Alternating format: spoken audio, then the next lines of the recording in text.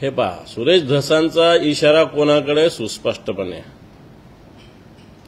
कारण वाल्मिक कराड हे धनंजय मुंडेंचे जवळचे आहेत आणि स्पष्टपणे मला आका पाका मी काही म्हणत नाही की धनंजय मुंडे आणि वाल्मिक कराड यांची जवळीक आहे, हेच त्यांना म्हणायचं आहे. पोलिसांनी याची या अशा सगळ्या वक्तव्याची दखल घेतली पाहिजे, कारण मला तरी ही लुटूपुटूची लढाई वाटू लागलेली अटकेनंतर स्वतःहून 14 दिवस. आणि तुम्हाला चांगलं आठवत असेल, आपल्यातले बरेच जण नागपूरला होते. मी अधिवेशनात वाल्मिक कराड नागपूरजवळ एका फार्म हाऊसवर आहे असा आरोप केला होता आणि सगळ्या तपासात आता बाहेर येतं की वाल्मिक कराड अधिवेशन काळात तिथं होते, म्हणजे माझा आरोप सत्य होता. एक पण आणखी सांगतो की आतापर्यंत मला कधीही एकाही पोलीस अधिकाऱ्याचा फोन नाही आला की तुम्ही हा आरोप केला होता, कोणत्या आधारावर केला होता, काय आधारावर केला होता. मला वाटतं ही पोलीस यंत्रणा आपली. याचाच अर्थ जर पोलिसांना शोधायचं असतं तर त्याच वेळेस, त्याच दिवशी, त्या क्षणाला, कारण बऱ्याच वेळेस राज्य सरकार अशा पद्धतीनं सभागृहात बोलल्यानंतर ताबडतोब याच्यासाठी पावलं उचलत असतं. सभागृहात बोलण्याला एक अर्थ असतो, एक ताकद असते आणि ते बोलल्यानंतर राज्य सरकार इमिजिएट या विषयानं तपास करत असतं, किमान चौकशा करत असतं.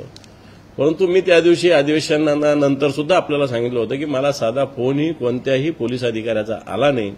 परंतु आता तपासातून हे स्पष्ट होतंय की वाल्मिक कराड नागपूरमध्ये होते. कोणाला भेटण्यासाठी आले होते, मला जी माहिती आहे की तुम्ही ज्यांचं नाव घेतोय 3 दिवस अधिवेशनाला आलेच नाही, कुठं होते हाही प्रश्न केला पाहिजे ना, तुम्ही तपासलं पाहिजे पत्रकारांनी.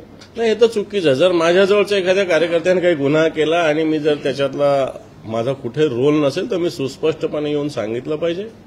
एखाद्या कार्यकर्त्याकडून जवळचा गुन्हा होतो त्याच्याविषयी मी नाही म्हणणार नाही, परंतु त्याच्याविषयी सुस्पष्टपणे भूमिका आपली मांडली पाहिजे.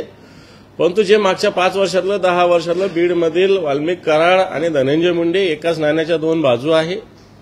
म्हणजे कित्येक वेळेस पोलीस अधिकाऱ्यांना, कलेक्टरांना आदेश वाल्मिक कराड देत होते, धनंजय मुंडे देत नव्हते, अशा प्रकारची स्थिती आहे.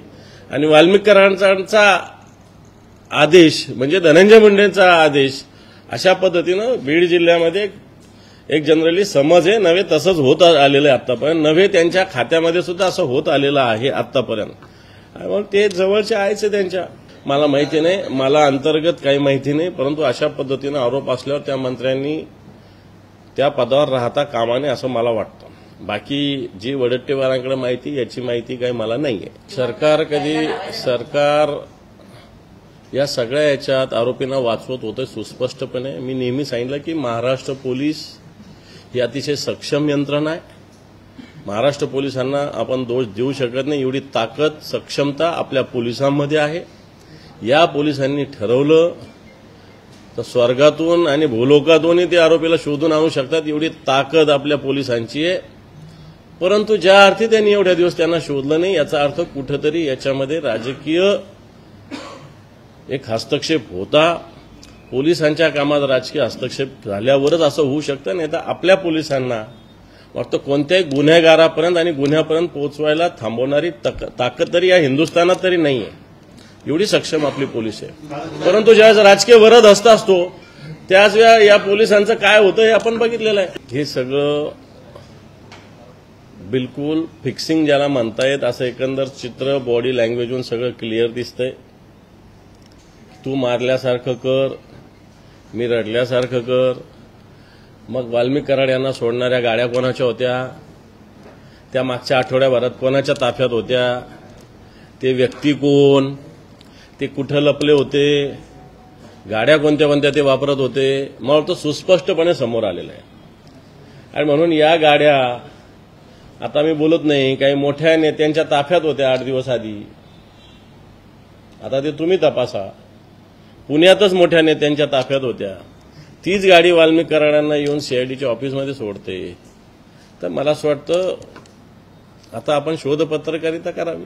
3 पक्ष एकमेकांसमोर आले नाही आले मला माहिती नाही, पण सरकार निश्चित या प्रकरणात बोटचेपी भूमिका घेतंय असं माझं स्पष्ट मत आहे. हे रद्द वगैरे झाला आणि ठरलाही नव्हता, चर्चा होती.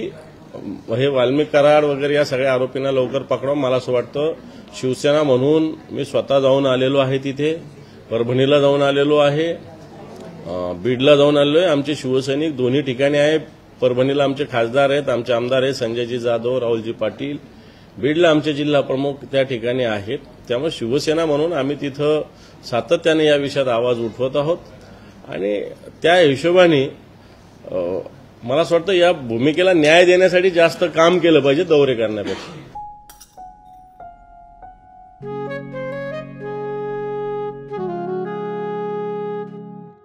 बाबा आज येताना बासुंदी घेऊन या ना.